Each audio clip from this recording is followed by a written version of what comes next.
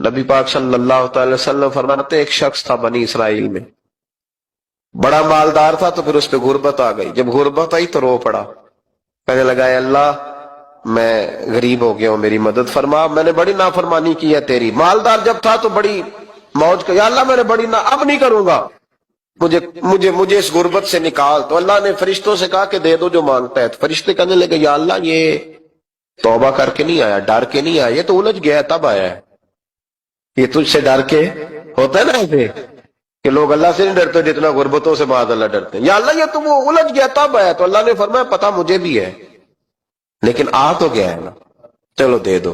تو کہا یا اللہ اگر دے دیا تو دوبارہ نہیں آئے گا۔ فرمایا اس کا بھی مجھے پتا ہے، تم دے دو۔ اسے دے دیا۔ جب دولت مل گئی نا تو کہنے لگا اوہو وہ تو میں نے اس طریقہ سے استعمال کیا اس لیے کامیاب ہو گیا۔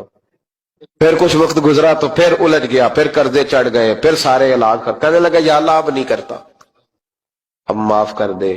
70 دفعہ توبہ کی اور 70 دفعہ توڑی۔